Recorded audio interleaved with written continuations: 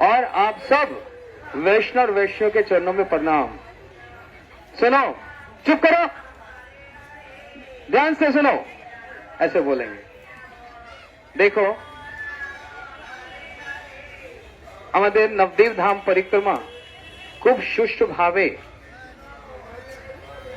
সম্পন্ন হলো। কালকে মহাপ্রভু গৌর জন্ম উৎসব মানানো হবে। আমি একটা কথা বলতে চাই, ভালো করে কান দিয়ে শোনো। এত বড় আয়োজন হয়েছিল। আমার বাংলাটা ভালো নেই, আমার টানটা একটা হিন্দি টান আছে, কিন্তু আপনারা খুব দয়াবান, বুঝতে পারেন তো? বা ভালো। এত বড় আয়োজনে কিছু ভুল ত্রুটি হতে থাকে কেন? আমাদের পরিক্রমায় 6-7 হাজার লোক আছে আমাদের সঙ্গে। একটু ভুল ত্রুটি দরকার হয়েছিল। আমি আপনার সবাইকে একটা কথা বলতে চাইছিলাম, যে রকম নিত্য প্রভু কত দয়ালু, নিত্য প্রভু কেমন দয়ালু, জগাই মাদাই নিত্য প্রভু চরণে অপরাধ করেছিলেন, আর নিত্য প্রভু কি করছেন? কে প্রেম দান দিচ্ছে, ক্ষমা করে প্রেম দান দিচ্ছেন। যদি নিত্য প্রভু এত দয়ালু, আপনারা তো সব বৈষ্ণব আর বৈষ্ণবী, আপনার দয়ালু নাই? আমাদের অপরাধ নেবেন না। আমাদের যদি অপরাধ থাকবে, আমরা ভক্তি করতে পারবো না, গুরু সেবা করতে পারবো না। এই জন্য আপনারা খুব খুব সরল, আপনার পরম বৈষ্ণব।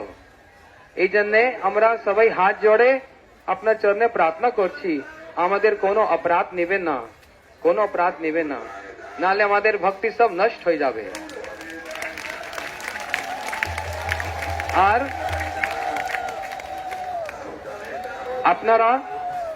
আপনারা আমাদের সেব্যে, বিষ্ণু আর বৈষ্ণব আমাদের সেব্যে, কিন্তু বিষ্ণু বৈষ্ণবের মধ্যে বৈষ্ণব আমাদের সেব্যে।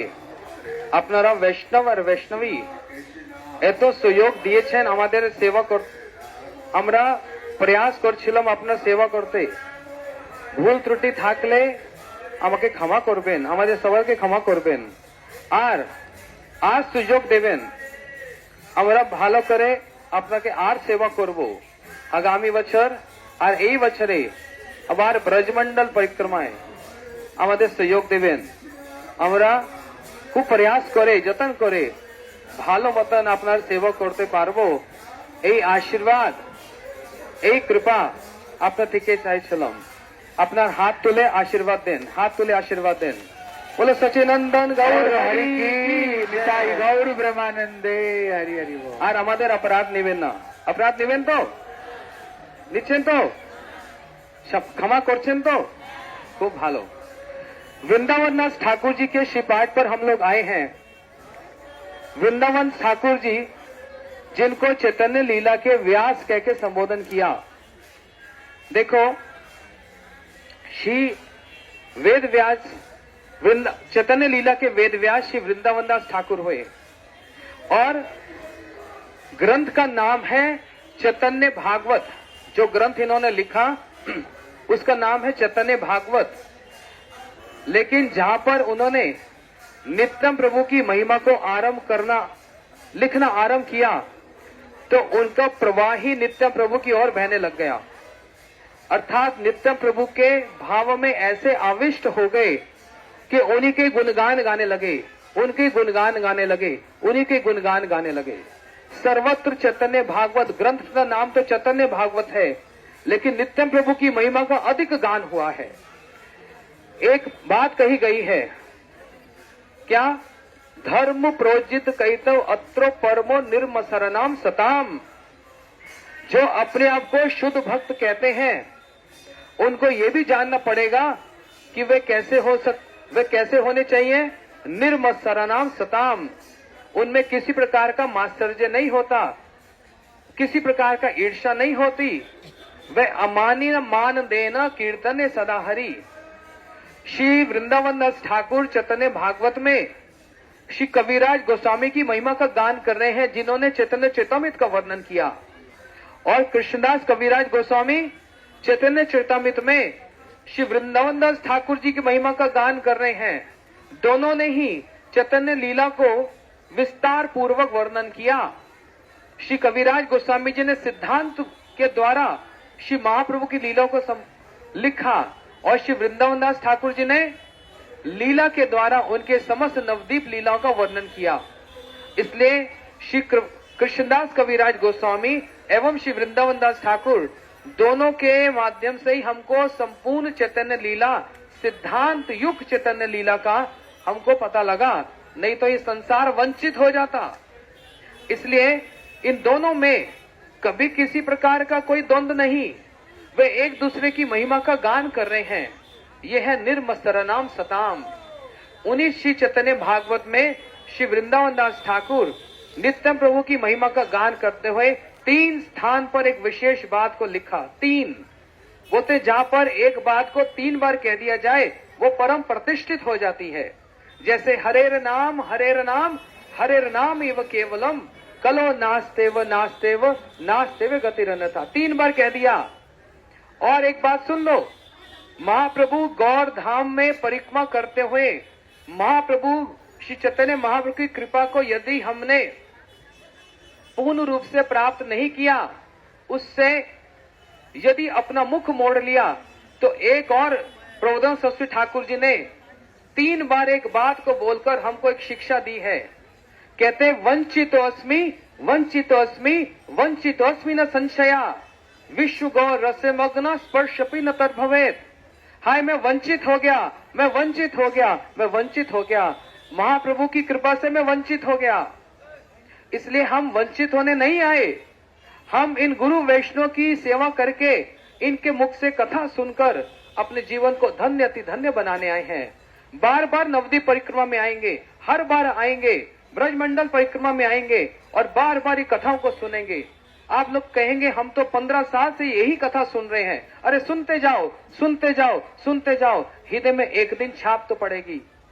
उसी छाप के लिए, उसी इंप्रेशन के लिए हम पुनः पुनः यहाँ पर आते हैं, बार बार आते हैं। इन गुरुजनों के श्री वृंदावन दास ठाकुर की चरण धूल प्राप्त करने के लिए, इनका चरणामृत पान करने के लिए ललायत हैं।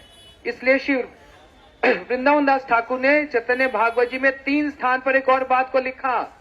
ए तो परिहारे पापी यदि निंदा करे तबे लाती मारू तार शिर ऊपरे। 5 बार कहा महाराज जी बतला रहे, 5 बार। आदि लीला में, मध्य में, अंत में, तीनों स्थान पर इस बात को पुनः पुनः उन्होंने दोहराया। क्या मतलब? इतनी नित्यम प्रभु की महिमा सुनकर कि मार खे प्रेम दे एमन दयाल तो नहीं रे। जो स्वयं मार खा रहे हैं और प्रेम दे रहे हैं, इससे बढ़कर दयालु और कौन होगा। इतना श्रवण करने पर भी यदि मेरे नित्यम प्रभु के प्रति तुम्हारा कोई संशय है, उन पे कोई संशय करेगा तो मैं उसके सिर पे लात मार दूंगा। अब बताओ, अगर वृंदावन दास ठाकुर किसी के मस्तक पर अपनी लात जमाएंगे, लात मारेंगे, तो उसको नुकसान होगा कि लाभ होगा? हाँ, लेकिन इसका मतलब ये नहीं हम नित्य प्रभु की निंदा करने लग जाएंगे। इसका अर्थ ये नहीं है। ये किस लिए कह रहा हूं? वैष्णव तो दीनहीन होते हैं, वो ये बात कैसे कह सकते हैं कि मैं किसी के सिर पर लात मार दूंगा। अजय किसी के सिर पर लात पड़ भी गई वृंदावन दास ठाकुर की, तो उसको तो परम भक्ति की प्राप्ति हो जाएगी। बोलो श्री वृंदावन दास ठाकुर की। और अभी अभी महाराज जी बतला रहे थे, और हर वर्ष मेरे को ये सौभाग्य मिलता है यहाँ पर कुछ कहने का। ये गुरु स्थान भी है। श्री वृंदावन दास ठाकुर परम गुरु जी के समान है। श्री सारंग मुरारी की कथा को आप लोग श्रवण कर चुके हैं, जहां पर गुरु और शिष्य की महिमा को हम लोग श्रवण करते हैं कि गुरु भी कैसे हो और शिष्य भी कैसे हो। हम लोग परम सौभाग्यशाली। हमारे जो गुरु वो एक अद्भुत हैं, समस्त गुरु परंपरा में मेरे गुरु महाराज, इनके गुरु महाराज, हम सबके गुरु महाराज भले भिन्न भिन्न होने पर भी हम सबको परम स्नेह और भक्ति में, सिद्धांत में सब प्रकार से पुष्ट करने वाले यदि कोई हुए हैं, तो मैं तो हृदय खोल कर कहूंगा वो है श्री भक्ति वेदांत नारायण गोसाई महाराज। बोलो श्री गुरुदेव की। इसका अर्थ नहीं, इसका अर्थ हम गुरुजनों के चरणों में अपराध नहीं कर रहे, लेकिन एक वैशिष्ट है, एक वैशिष्ट है, परम वैशिष्ट है। और वो देखो उनका वैशिष्ट क्या, देखो महाप्रभु भक्त गणे वैराग्य प्रधान, जहां देख ले तुष्ट है श्री गौर भगवान। महाप्रभु के भक्तों में वैराग्य प्रधान है, उनमें वैराग्य। और वैराग्य कैसा होता है, इसको ध्यान से श्रवण करो। किसको वैराग्य कहा कहते हैं? देखो गोस्वामी वर्गों का वैराग्य कैसा है। त्वक्त्वा तूर्णमशेष मंडलपतिम श्रेणीम सदा तुच्छवाद भूतवा दीन गणेश कौ करुणया कोपिन कंठाशितो गोपी भाव रसामलताव लहरी कल्लो मग्न मुहुर वंदे रूप सनातनो भट्टजुगो शिजीव गोपाल को। गोस्वामी वर्ग अपने समस्त उपाधियों को त्याग करके आ गए, अपनी सारी उपाधियां अर्थात अपना धन इत्यादि सब उपाधियों को छोड़कर महाप्रभु जी के निकट आए। ये जो उनका त्याग है, ये त्याग बहुत छोटा त्याग है। इससे बड़ा त्याग बतलाऊं क्या है? नीलाचल में जगन्नाथपुरी धाम में महाप्रभु जी के निकट सानिध्य प्राप्त करने की इच्छा से कोई कहां से आ गया, कोई कहां से आ गया, कोई कहां से आ गया, लेकिन महाप्रभु के आदेश को ही सर्वोपरि मानकर महाप्रभु जी का जो सानिध्य छोड़कर उनको वृंदावन में जाना पड़ा। महाप्रभु का संग छोड़कर, बाहरी रूप का संग, आंतरिक संग की बात नहीं कह रहा, ये उससे भी बड़ा त्याग है। जो छोड़कर आए वो तो कुछ भी नहीं है, वो संपत्ति छोड़ कर आ रहे वो कुछ भी नहीं है, लेकिन महाप्रभु का आदेश सर्वोपरि है, वो सबसे श्रेष्ठ है। उस आदेश को पालन करने के लिए वो महाप्रभु के इस संग को भी छोड़कर दूर अति दूर श्री वृंदावन धाम में चले गए, जहां पर महाप्रभु जी ये नवद्वीप में और शिवपुरी में अपने परिकर के साथ नाना प्रकार की लीला विनोद में आस्वादन कर रहे हैं। समस्त परिकर जल के लिए इत्यादि महाप्रभु जी के साथ कर रहे हैं, लेकिन गोस्वामी वर्ग क्या कर रहे हैं? वो दूर बैठकर महाप्रभु जी के आदेश को पालन कर रहे हैं। क्यों? आज्ञा गुरु हया विचारनिया। और क्यों? आत्म इंद्र प्रीति वांछा ताते बोले काम, कृष्ण इंद्र प्रीति वांछा धरे प्रेम नाम। अपने इष्ट के आदेश को ही पालन करना उनके सुख में ही परम सुख है। इस बात को यदि हम जान गए तो वो धरे प्रेम नाम। वो गोस्वामी वर्गों ने ही हमको आदर्श दिखलाया। उन्हीं गोस्वामी वर्गों के गुरु परंपरा में हमारे नरोत्तम श्याम श्रीनिवास प्रभु, भक्ति ठाकुर प्रभुपाद जी, परम गुरुदेव, हमारे समस्त गुरुजन और उनमें श्री भक्तिवेदांत नारायण गोसाई महाराज। क्यों?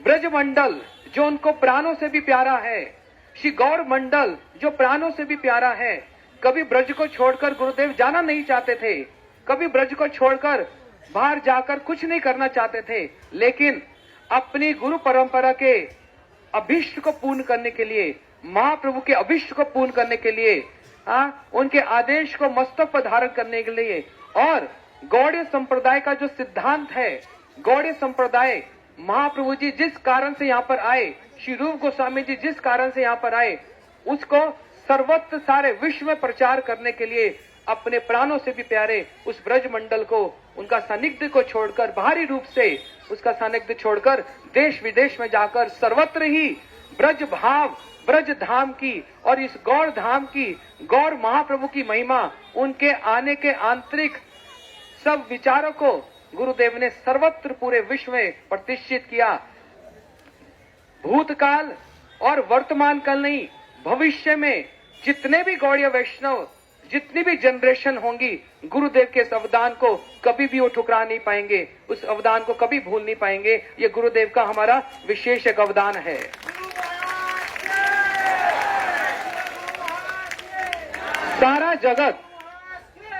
सारा जगत गुरुदेव का ऋणी है। इस्कॉन और ऐसे बहुत से और भी संस्थाएं हैं जो आज इतनी श्रेष्ठ रस विचार और तत्व विचार को बोलते हैं, लेकिन गुरुदेव का नाम उल्लेख नहीं करते। ये परम दोष है। ये श्रेय गुरुदेव को नहीं देते और वो सारा श्रेय अपने पॉकेट में रखते हैं। लेकिन कोई माने या ना माने, कोई गुरुदेव का लेक्चर सुनता है, कोई उनकी पुस्तकें पढ़ता है और वहीं से पढ़कर और सुनकर सर्वत्र राधा जी की महिमा का, श्री महाप्रभु की महिमा का गान करता है। ये सारा श्रेय श्री गुरुदेव को जाता है। बोलो श्री गुरु महाराज की। और यही, चुप करो, कौन है? तो ज्यादा भक्ति है। और इसी को क्या कहा गया? अज्ञान तिमिरंधस्य ज्ञानांजन शलाकया चक्षुरुन्मीलितं येन तस्मै श्री गुरुवे नमः। अज्ञान तुम्हें नाम कही कही तब भुक्ति मुक्ति वांछा आदि यही सब तार मध्य मोक्ष वांछा कही तो प्रधान जा हले कृष्ण भक्ति है अंतर ध्यान। गुरु का कार्य क्या? जो अंधकार से उजाले की ओर ले आए, है ना। और वो अंधकार क्या? कई तब चीटिंग, हिप्रोक्रेसी, चीटिंग प्रोपेंसिटी। और वो क्या है? भुक्ति मुक्ति सिद्ध, भुक्ति मुक्ति सिद्धि काम, आदि यही सब। जो संसार को भोगने की इच्छा और जो मुक्ति पाने की इच्छा, यही वास्तव में ये क्या है? अंधकार है। और इस अंधकार से ऊपर उजाला की ओर लाने के लिए ये गुरु का कार्य है। तो इसलिए हमारे गुरुदेव की ये परम महिमा है। वे समस्त गुरु परंपरा के समस्त गौर पार्षद वृंद के प्रतिनिधि स्वरूप होकर हमको गौर धाम में लाए, हमको गौर नाम सुना रहे हैं और गौर महाप्रभु की शिक्षा को हमसे अवगत करा रहे हैं। ऐसे गुरुदेव न भूतो न भविष्यति। श्रील गुरुदेव की। अब इसी से संबंधित अब थोड़ा सा सब लोग बड़े घबरा गए, पता नहीं क्या हो रहा है। एक गांव में दो मित्र रहते थे। एक मित्र का गुरु उनके घर में आए, कैसे? पतले दुबले से। और दूसरे मित्र के भी गुरु जी आए, वो कैसे? हट्टे गोटे मोटे सोटे। तो मित्र ने, जो मोटे वाले गुरु जी ना, उसके शिष्य ने अपने मित्र को बुलाया, अरे मेरे घर में गुरु जी आए, आ जाओ पूजा करेंगे। ये आया, देखा गुरुजी लाल टकटक, मोटे ताजे चकाचक। और मन में सोच रहे मेरे गुरु जी महाराज जैसे। महाराज जी ऐसे मत बोलो, जिसके घर शीशे का होता है वह दूसरे पे पत्थर नहीं फेंकते।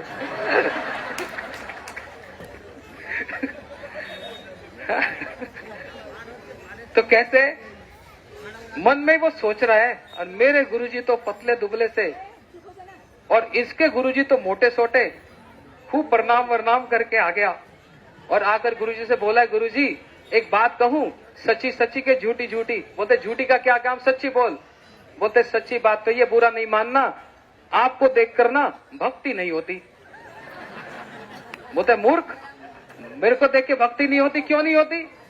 बोलते मैं क्या बोलूं, आप बुरा मानेंगे। अरे बोल।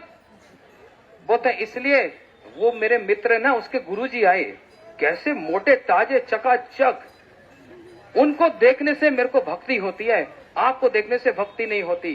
क्यों? आप तो पतले दुबले हो ना। बोलते मूर्ख, गुरु मंत्र सुनाओ, कैसे गुरु को प्रणाम किया जाता है सुनाओ, क्या सीखा तूने आज तक? बोलते गुरुजी अभी सुनाता हूँ। अज्ञान तिमिरंधस्य ज्ञानांजन शलाकया चक्षुरुन्मीलितं येन तस्मै श्री गुरुवे नमः। बोलते मतलब बताओ।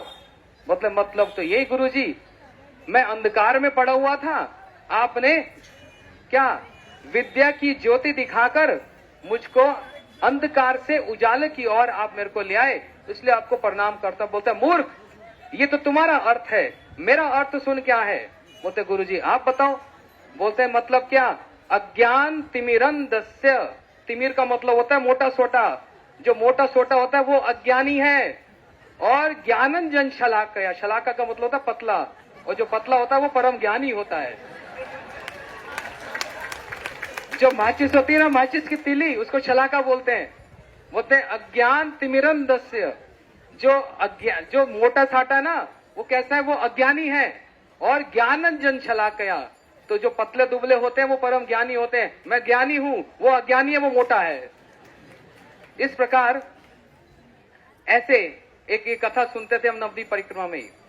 अब क्या बड़ी सुंदर बात, गुरुदेव की एक पुस्तिका पढ़ी, एक आर्टिकल पढ़ा, अभी विदेश में था। गुरुजी बता रहे हैं शिष्य कितने प्रकार के होते हैं। तो बता रहे हैं एक कोई तमोगुण में, रजोगुण में और सत्वगुण में। तमोगुण में उदाहरण दिया कर्ण का। कर्ण झूठ बोलकर गुरु बनाया।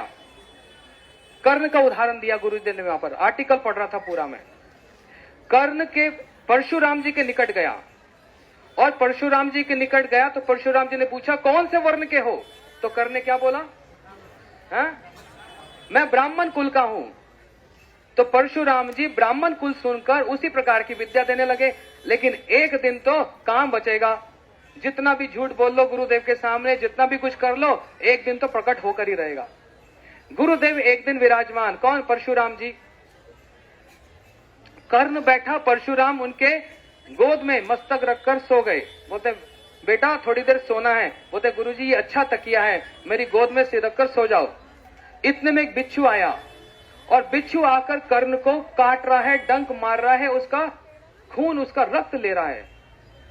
बहुत देर तक कर्ण उसको सहन करता गया, करता गया, करता गया, करता गया, करता गया। खून बह रहा है। थोड़ी देर के बाद परशुराम जब जागे तो देखकर देखने लगे, अरे इतना रक्त कैसे? अरे ये क्या? बिच्छू, इतनी देर से बिच्छू तेरे को डस रहा है, तेरे को पीड़ा नहीं हो रही? बोलते गुरुजी हो रही थी, लेकिन मैंने सहन किया। तू झूठ बोलता है, तू ब्राह्मण नहीं हो सकता, ब्राह्मण इतना सहनशील नहीं हो सकता, तुम क्षत्रिय हो, एकमात्र क्षत्रिय ही इतना सहनशील हो सकता है, तुम ब्राह्मण नहीं हो, इसलिए तुमने झूठ बोलकर मुझसे विद्या ली है। मैं तुमको शाप देता हूं, जिस समय तुमको इस विद्या की आवश्यकता पड़ेगी तुम इस विद्या को भूल जाओगे। परशुराम जी का शाप लगा। किसको? शिष्य को, कर्ण को। गुरुदेव बोलते हैं ये है तामस शिष्य, तमोगुण वाले। फिर बता रहे गुरुजी, उसमें गुरुदेव बतला रहे राजस गुण में, और उसमें बताया भीष्म पितामह। भीष्म जी कैसे? भीष्म जी, बड़ी लंबी कहानी महाभारत की, लेकिन अंबी अंबालिका को उठाकर ले आए, लेकिन अंबिका अंबालिका का विवाह नहीं हो पा रहा, और भीष्म जी तो पहले व्रत ले रखे हैं कि मैं विवाह नहीं करूंगा। अब वो कहने लगी आप हमको उठाकर लाए, आपको हमसे विवाह करना पड़ेगा। लेकिन भीष्म कहने लगे ये मेरा दृढ़ व्रत है, देव व्रत, मैं विवाह नहीं करूंगा।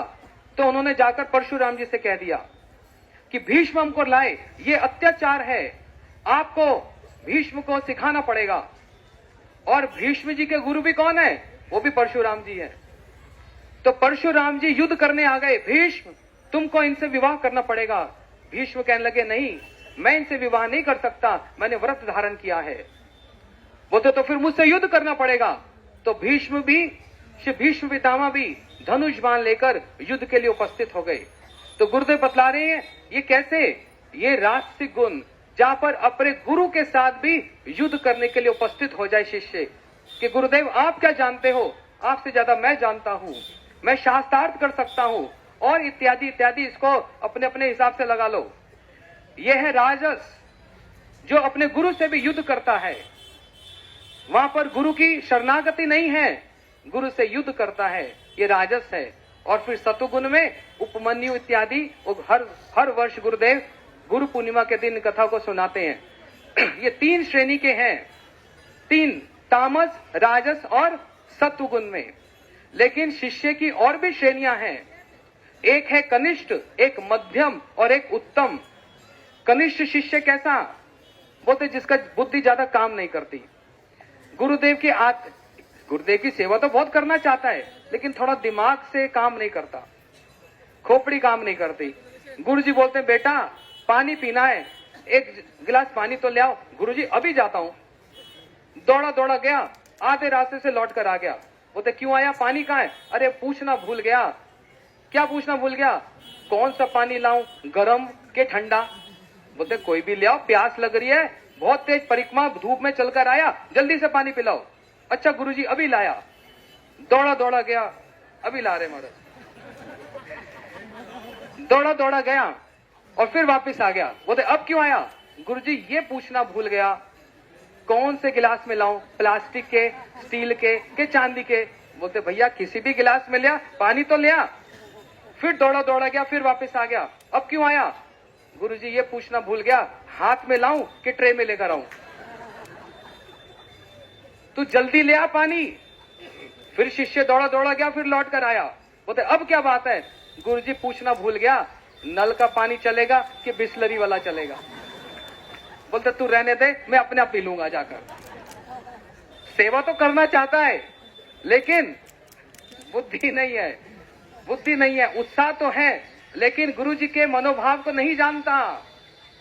इससे ऊपर है मध्यम, जिसको गुरुदेव को आदेश नहीं करना पड़ता, वो गुरुदेव के सर्वस्व मनोभाव को जानता है, बिना आदेश किए ही वह जानता है। कि गुरुदेव को इस समय क्या वस्तु की आवश्यकता है, उनको क्या देना है, कब सुलाना है, क्या उनको प्रिय है, क्या अप्रिय है, इस सारी वस्तु को वो जानता है। ये है मध्यम। लेकिन इससे ऊपर क्या है? उत्तम। उत्तम कैसे होते हैं? बोलते हैं जो गुरुदेव की आदेश का विरोध करके भी गुरुदेव की सेवा करता है। ये बड़ी एक अद्भुत बात है।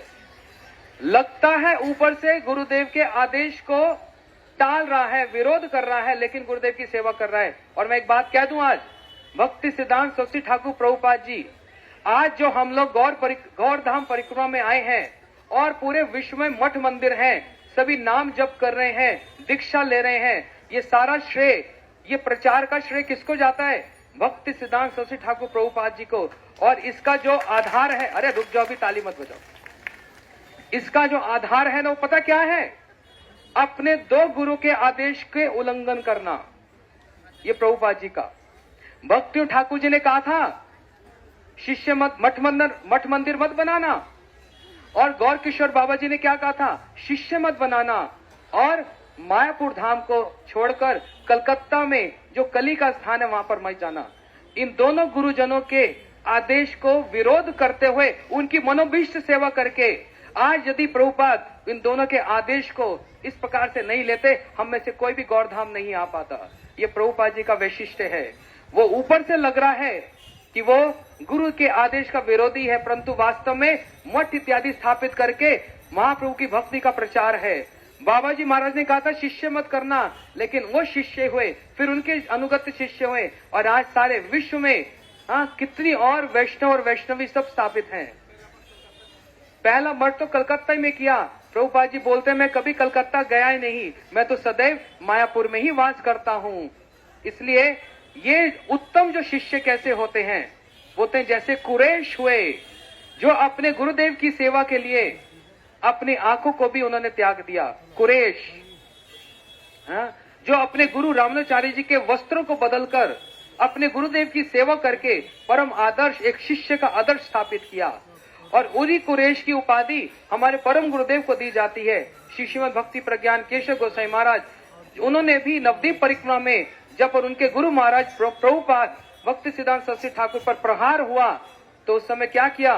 परम गुरु जी ने भी उनके भी वस्त्र बदलकर, हाथ में दंड लेकर सब विरोधियों को, दलन को उनको ने भगा दिया।